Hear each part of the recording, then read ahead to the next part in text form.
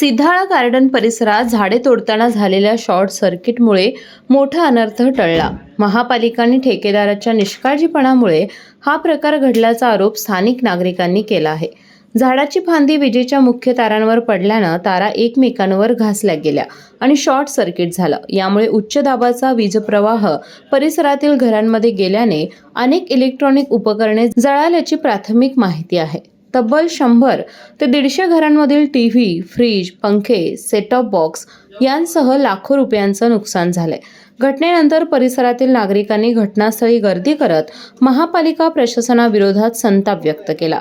भरपाई न मिळाल्यास महापालिकाने संबंधित ठेकेदारांविरोधात गुन्हा दाखल करण्याचा इशारा देत महापालिकेवर धडक मोर्चा काढू असा इशारा नागरिकांनी यावेळी दिला. कोल्हापूर महानगरपालिकेच्या वतीनं वृक्षतोड जिथे जिथे मोठी मोठी झाडं वाढली गेलेली आहेत त्याच्या फांद्या तोडायचा हा महापालिकेचा उद्देश आहे.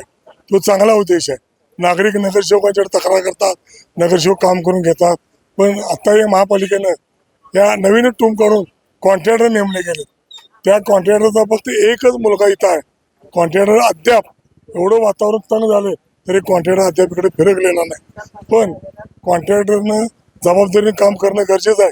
तेवढंच महापालिकेच्या अधिकाऱ्यांनी त्याच्याकडून व्यवस्थित काम करून घेणं हे महापालिकेच्या अधिकाऱ्यांची जबाबदारी आहे. ते आता प्रत्येक जण आपापली जबाबदारी टाळत जाते. MSEBीनं ज्यांना पाहिजे म्हणून इकडची लाईट बंद केली आणि त्या फांद्या पडल्यामुळं तो बोजा पडून इकडची लाईट वायरी बंद झाल्या. त्या बंद झाल्यामुळं किमान 100 टीव्ही, फ्रीज, लाईटच्या काही फॅन वगैरे सगळं जळलेलं आहे. ते आता महापालिका, कॉन्ट्रॅक्टर, MSEBीनं हे नुकसान नागरिकांचं भरून द्यावं. नागरिकांची काय एवढी भरून देण्याची क्षमता नसते. त्यामुळे ह्या ठिकाणी ती जबाबदारी घ्यावी. हिने जबाबदारी घेतली तर ठीक, नसं तर मी स्वतः बाबा पाटे, मी या प्रभागाचा माजी नगरसेवक, पोलिसात तक्रार देणार आणि यांच्या विरोधात गुन्हा नोंद करणार. अनेक महापालिकेच्या मी अधिकाऱ्यांना फोन केले. पहिल्यांदा उपायुक्त अडसू साहेबांना केला. ते म्हणजे हा चार्ज दरेकरांच्याकडे आहे म्हणून दरेकरांना केला. 2-3 वेळा मोबाईल केला, तिने उचलला नाही. त्यांच्या PA ला सांगितलं महत्वाचं आहे, एमर्जन्सी आहे, आज जाऊन मॅडमला फोन उचलायला सांगा. ते सांगतो म्हणले, ते नाही. कमिशनरने केला, कमिशनरने उचलला नाही. मग शेवटी संजय बोटेला केला, बाबा निरोप दे, असं एमर्जन्सी आहे. तो निरोप देतो म्हणला, दिला का नाही माहिती. अद्याप त्यांच्याकडनं काय नाही. मग मी राम चव्हाणला केला आणि व्याघरामऱ्यांना केला. ते दोघं लगेच ताबडतोब जागेवर हजर झाले. मी प्रभाग क्रमांक 12 मध्ये राहत आहे. प्रभाग क्रमांक 11 मध्ये सकाळी 12 वाजल्यापासून झाडे तोडण्याचा कार्यक्रम चालू आहे. झाडं तोडू द्या, तोडण्याबद्दल आमचं दुमत नाही आहे. खरं सर्वसामान्यांचं जेवढं सगळं नुकसान झालेलं आहे. झाडं तोडल्यानंतर बूमवाल्यांचा इथं कॉन्ट्रॅक्टर नाही आहे. विना परवाना झाडं सगळी तोडलेली आहेत. सकाळी 12 वाजल्यापासून इथली लाईट बंद केलेली आहे. तुम्ही कुठलाही न विचार करताय सगळ्यांचं केलं, तुम्ही कुणाचा विचार घेतला नाही आहे. दुसरी गोष्ट, झाडं तोडल्यानंतर ढांपीत बूमवाला माणूस आहे, तो सांगत होता त्यांना की झाडं तोडून नको, तर इथल्यानी दादागिरी करून ही सगळी झाडं तोडायला लावलीत. तोडल्यानंतर जे कनेक्शन कट झालं, जवळजवळ 100-150 टीव्ही, फ्रीज काय जळले, सगळ्यांचे इथं नुकसान झालेलं आहे. हे सर्वसामान्यांचं नुकसान आम्हाला भरून देणं एवढंच आमचं आहे. जर आमचं सर्वसामान्यांचं नुकसान जर भरून दिलं नाही तर आम्ही उद्या महानगरपालिकेवर तडक मोर्चा काढणार आहे. MSEB वाली म्हणतात आमचा काय संबंध नाही, महानगरपालिका म्हणतात आमचा काय संबंध नाही. मग संबंध आहे कुणाचा? तुम्ही कुणाच्या सांगण्यावरून झाडं तोडलीचा? तो कोण माणूस आहे त्याला आमच्या पुढे आणा. सर्वसामान्य जनता ते माणूस बघून घेईल काय होतंय ते. कारण कसं असतंय, टीव्ही जळणं एका कुणाचं, प्रत्येकाच्या एकेकाला खायला अन्न नसते, कारण त्यांनी काहीतरी करून आपल्याला पोरांचं शिक्षण आहे याच्यासाठी आपण सगळं केलेलं असतंय. आज टीव्हीची तुम्ही जर वायर बघितली साहेब, तर इथनं पूर्ण सगळीकडे पत्रा लोंबतात, अशा वायरी लोंबत आहेत इथं सगळीकडं, इकडं पण लोंबत आहेत. तुम्ही बूम तिथंपर्यंत जात नव्हता, मग तुम्ही दुसरा बूम मागवायचा होता. बूम इथं तुम्ही झाडं तोडताय तिथं. आज कुणाची जीवितहानी ना, दुर्दैवानं हे झालं नाही, ही एक चांगली गोष्ट आहे. चुकून जर समजा कोण खालून जात असतं, माणूस, मूल, लहान मूल शीतलवाडी तिथं, तर तुम्ही ते जर जीवितहानी झाली त्याला कोण जबाबदार?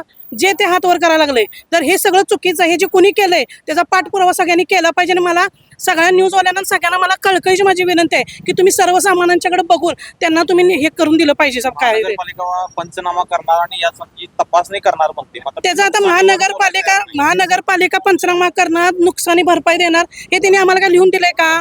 किंवा आम्हाला त्यांनी सांगितलं? तोंडाने कोणी बोलते हो, तोंड देवाने दिले म्हणून आपण बोलायचं असं नसते. कारण आता करायचं काय? ह्या जागेला ज्यांच्या टीव्ही जळल्यात, कुणाचे फ्रीज जळल्यात, कुणाचे फ्रीज फॅनचे प्रॉब्लेम झाल्यात, कुणाचे शॉर्ट सर्किट झाले, ह्याला करणार कोण? MECB वाली म्हणतात आम्ही यांना सांगितलेलं तोडू नका, तरी पण यांनी तोडले. MECB वाल्यांना सुद्धा अर्ज दिलेला नाही. झाडं तोडताना MECB वाल्यांना अर्ज दिला लागतो, महानगरपालिकेला अर्ज द्यायला लागतो. कॉन्ट्रॅक्टर इथं आहे, कॉन्ट्रॅक्टर इथं जागेवर नाही. आम्ही कॉन्ट्रॅक्टरला पण फोन केला, कदम म्हणून कोण आहे, तो इथं आला नाही आहे. तिथला एकच माणूस आहे ते पोरग. ते पोरगामध्ये मी काय करू? मी झाडं तोडू का? खाली बघू?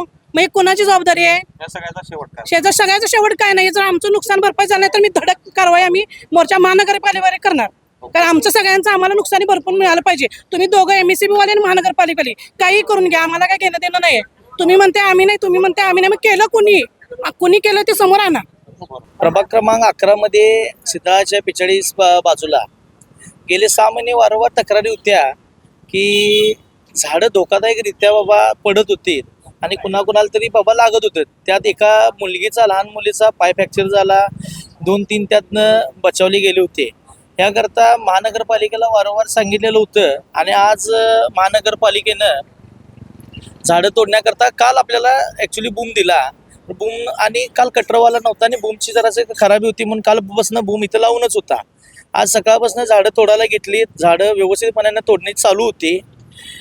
MECBला पण त्याची पूर्वकल्पना दिलेली होती. MECBनं प्रभाग क्रमांक 11 मधली सिद्धाच्या 45ची बाजू सगळी लाईट बंद केलेली होती.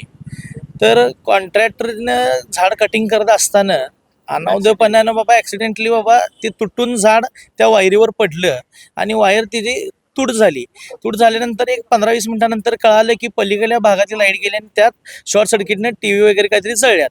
ॲक्च्युली किती जळल्यात किंवा काय हे अजून माहीत नाही. त्याच्याकरता मगाशी MECBच्या अधिकाऱ्यांच्या बरोबर माझ्या मते मुळीक साहेब बोलल्यात, मी पण माझी चर्चा झाल्या, तर ते पंचनामा करतो आणि काय ते हे करतो म्हणल्यात, नुकसान भरपाई देतो म्हणल्यात ना, नाही पंचनामा करून सांगतो अशा पद्धतीने त्यांनी सांगितलेलं आहे.